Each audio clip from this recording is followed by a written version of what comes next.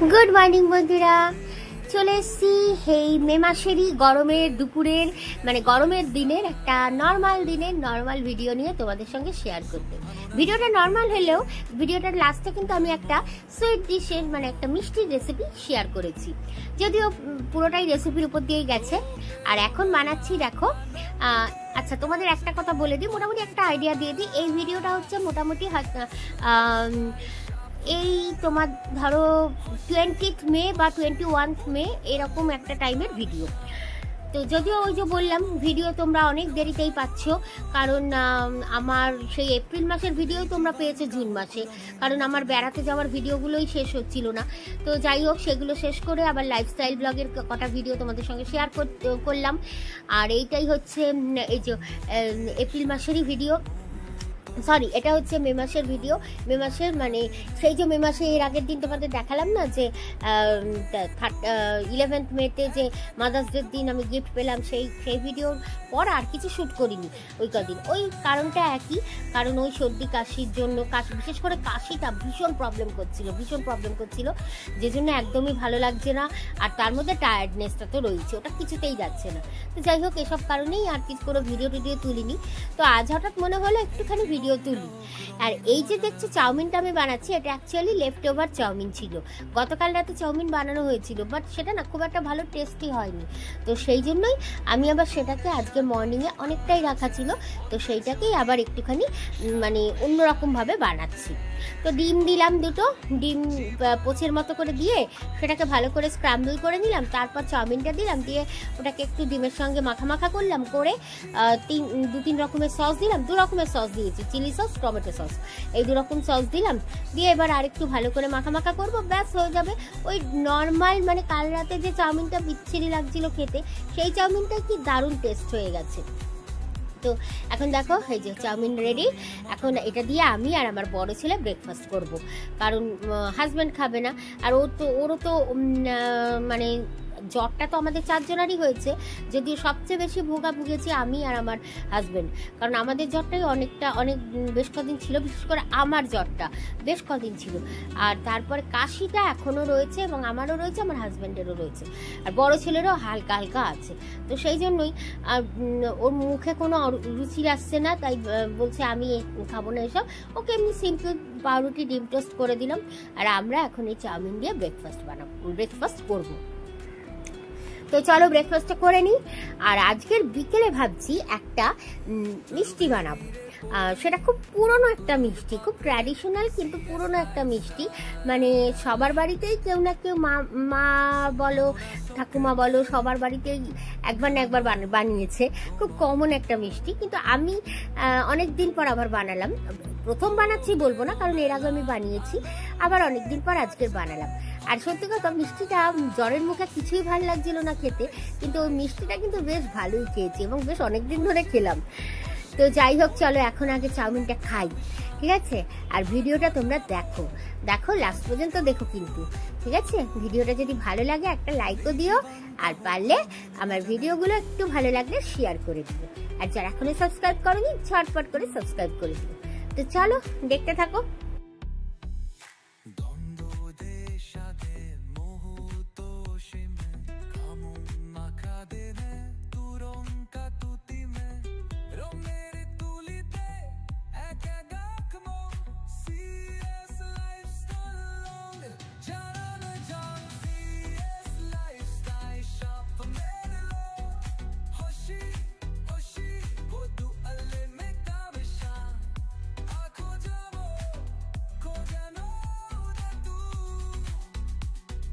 জীবন কাহক রঙিন মজা দেখো,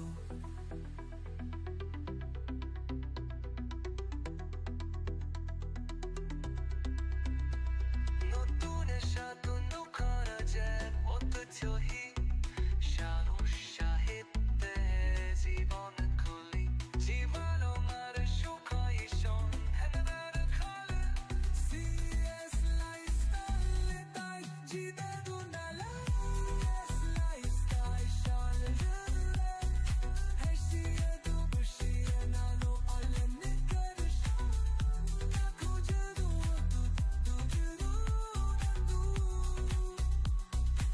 জীবন কাহক রঙিন মজাদার খুব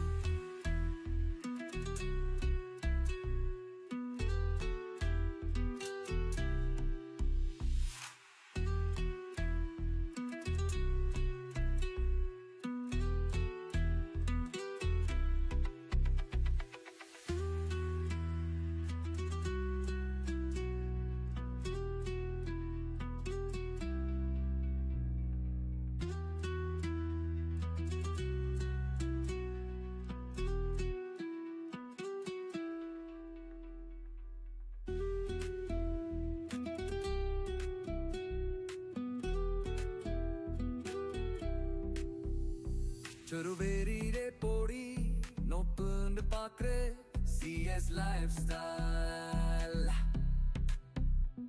Sumhanona sokete Kumor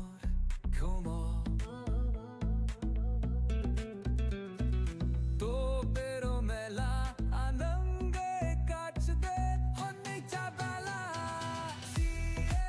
তো গাইজ আজকে দেখো বানাবো একটা সুইট ডিশ। এটা হচ্ছে রসবড়া, বিউলির ডালের রসবড়া। হ্যাঁ জানি, এটা তোমরা সবাই জানো বানাতে, অনেক পুরনো রেসিপি, মানে একটা ট্র্যাডিশনাল রেসিপি বলতে পারো, কারণ আমাদের মা, ঠাকুমা, দিদিমা সবাইকে বানাতে দেখেছি। যদিও আমি কোনো মানে আমার দিদা বা ঠাকুমা কাউকে পাইনি, আমি আমার মাকেই দেখেছি। মা মানে আমার বিয়ের আগে প্রচুর বানিয়েছে।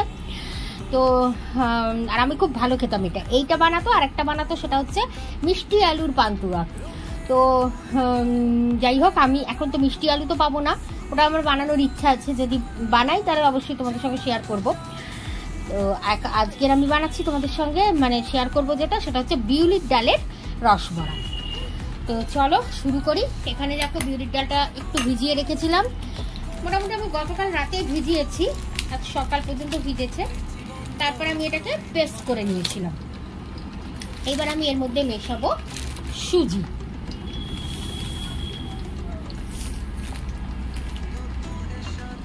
একটা মাপ মতো একটু আন্দাজ করে মেশাতে হবে জিনিসটা। সুজিটা মেশানো হচ্ছে একটু জিনিসটাকে একটু মুচমুচে একটা ভাব আনার জন্য, ব্যাস, আর কিছুই না। এবার এটাকে এখানে তেল বসিয়ে দিয়েছি, গরম তেল। তেলের মধ্যে দিয়ে ছোট্ট ছোট্ট বড়ার আকারে ভেজে ভেজে তুলব। আর তারপর যেটা করব সেটা হচ্ছে এটাকে রসের মধ্যে দেব। তো রস আমি এখনো রেডি করিনি, রসের হিস্ট্রিটা তোমাদের দেখিয়ে দেবো। রসটা মানে কি অনুপাতে রসটা বানাতে হয় সেটা অবশ্যই তোমাদের দেখাবো। তো চলো আগে বড়াটা বানাই।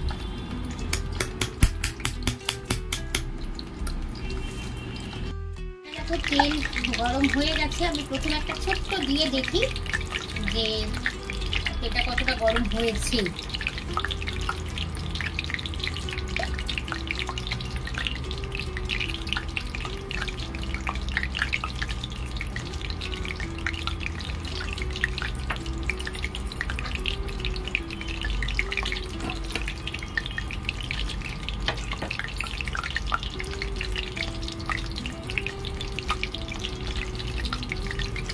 হচ্ছে, তার মানে এর মধ্যে এখন আমি দিতে পারবো।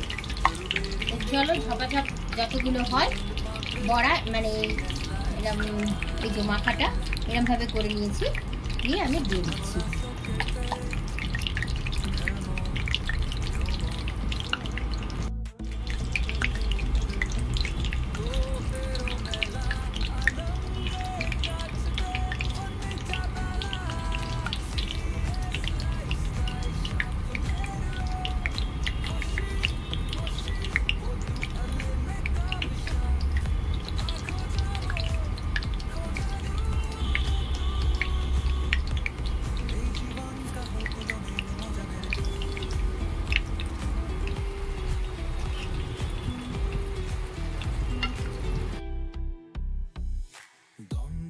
ভাজা হচ্ছে, এটা ভাজা হোক, আমি ততক্ষণ গ্যাসের মধ্যে যে রসের যে শিরাটা সেটা বসিয়ে দিই। তো চলো সেটার প্রিপারেশনটা। তো দেখো এক লটে এতগুলো ধরেছে, এগুলো এখন ভাজছি। এই যে এগুলো না পুরো লাল করে ভাজতে হবে, পুরো লালচে হবে জিনিসটা, তবে সেটা প্রপার ভাজা হবে। তো চলো, অনেকক্ষণের টাইমের ব্যাপার, কি সময় সাপেক্ষ ব্যাপার। তো চলো এটা হোক। এটা হয়ে গেলে মানে এইবারের ভাজাটা হয়ে গেলে আমি তোমাদের নামিয়ে এটা দেখাচ্ছি, বা ভাজা নামাবো যখন তখন দেখাচ্ছি।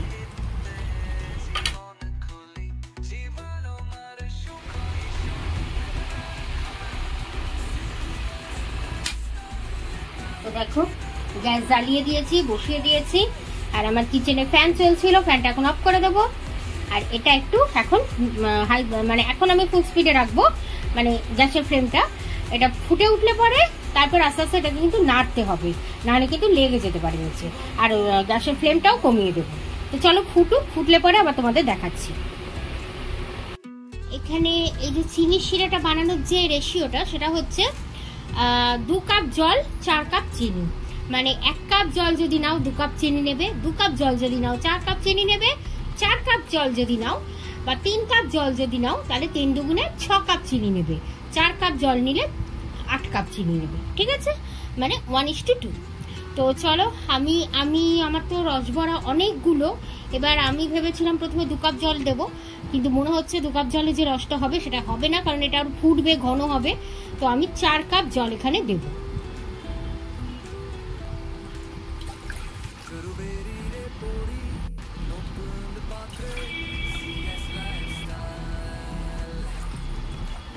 তো 4 কাপ জল দিয়ে দিলাম। এবার আমি এর মধ্যে 8 কাপ চিনি দেবো।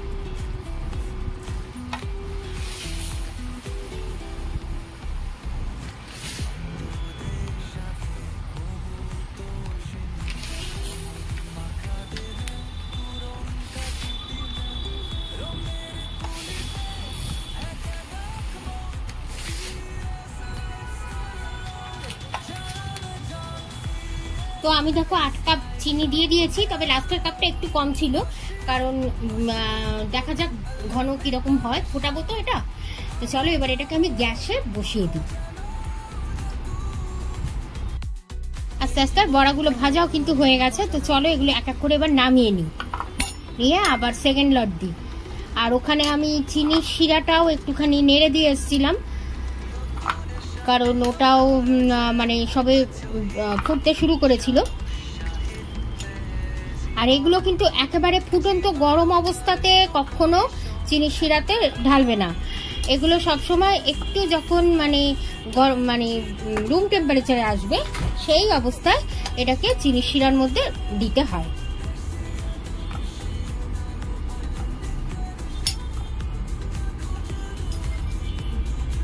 তো দেখো এগুলো ভাজা হয়ে গেছে, এবার আবার নতুন করে দেব।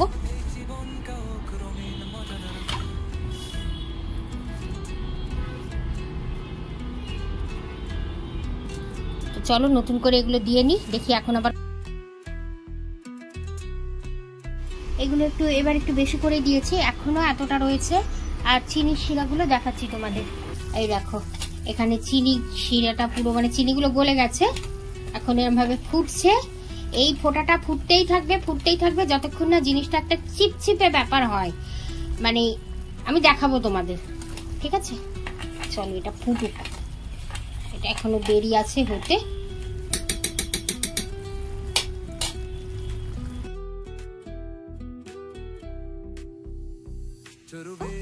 এটা কিন্তু প্রায় হয়ে গেছে। কি করে বুঝবো হয়ে গেছে? প্রথম কথা এই যে এরকম ভাবে যখন ফেলছে জিনিসটা একটা গাঢ় লেয়ারে পড়ছে। আর তারপর তোমাদের দেখাচ্ছি, প্রচন্ড গরম। তো এই দেখো এরকম ভাবে যখন ধরছি, এই যে জিনিসটা এই দেখো একটা ছোট্ট চেনের মতো হচ্ছে, একটা লেয়ারের মতো হচ্ছে, ঠিক আছে? এই যে এই দেখো এইটা হচ্ছে মানে জিনিসটা কমপ্লিট হয়ে গেছে, পারফেক্ট রেডি। তো চলো এবার এটাকে নামিয়ে একটু ঠান্ডা করতে দেবো। এই গরম অবস্থায় এর মধ্যে দেওয়া যাবে না, একটু ঠান্ডা করতে দেবো। আর ওদিকে রসবড়াগুলো হালকা ঠান্ডা হয়ে এসছে, কিছু ভাজা হচ্ছে, যেগুলো পুরনো ভাজা ঠান্ডা হয়ে এসছে সেগুলো এবার এর মধ্যে দিয়ে দেবো। রসটা হালকা মানে ফুটন্ত যে গরমটা সেটা চলে গেছে, মিডিয়াম টেম্পারেচারে চলে এসছে। আর এখানে দই বড়াগুলো তাই হয়েছে। এবার আমি দই বড়াগুলো সরি রস মানে দই বড়া করবো এরকম একটা চিন্তা আসছে মনে, তাই দই বড়া বলে ফেলেছি। এটা এই বড়াগুলো আমি এবার এর মধ্যে দিয়ে দেব। আর হ্যাঁ, দই বড়া অবশ্যই করব, আর যেদিন করব সেদিন তো তোমাদের সঙ্গে রেসিপি তো শেয়ার করবই, কারণ দই বড়া আমি কখনো করিনি। ঠিক আছে, একবার ভেবেছিলাম যে এই বড়াগুলোর থেকেই আমি করব, কিন্তু তারপর আবার ভাবলাম যে এই মুহূর্তে আমার কাছে দই নেই। এবার দই আনবো কবে করব। এই বড়াগুলো যদি আমি ডিপ ফ্রিজও করে রাখি, একটু বেশি পুরনো হয়ে গেলে বাজে হবে ব্যাপারটা, তো সেই জন্য আর রিস্ক নিলাম না, সবগুলোই দিয়ে দিচ্ছি।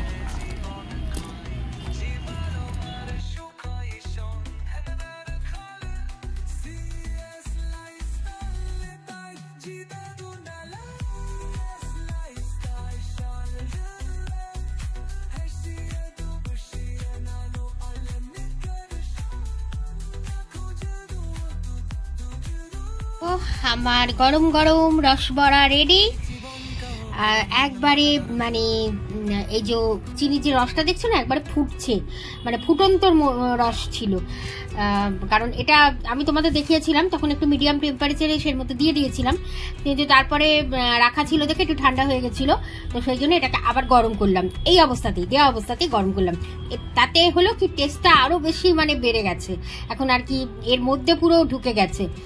তো ছেলেদের দিলাম, জানি না খাবে কি না, বিশেষ করে ছোটটা, বড়টা খেয়ে খাবে কিন্তু ছোটটা তো ভীষণ ঝামেলা।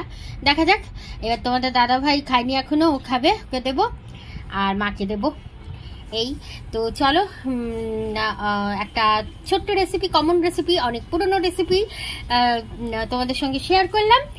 কেমন লাগলো রেসিপিটা অবশ্যই কমেন্ট করে বলো, ঠিক আছে? আর আজকের এই ছোট্ট ব্লগটা যদি ভালো লাগে তাহলে অবশ্যই লাইক দিও, ঠিক আছে? লাইক দিতে ভুলো না কিন্তু। আর যারা এখনো ফলো করোনি, সাবস্ক্রাইব করোনি, প্লিজ ফলো করে দিও আমার প্রোফাইলটা আর সাবস্ক্রাইব করে দিও চ্যানেলটা। চলো আজকের মতো টাটা, গুড নাইট। এরকম একটা সুইট ডিশ রাত্রিবেলা ঝটপট করে বানিয়ে ফেলতেই পারো, ঘরে অন্য কোনো বাইরে থেকে মিষ্টি না এনে এরকম একটা সুইট ডিশ বানিয়ে ফেলো। তো চলো টাটা।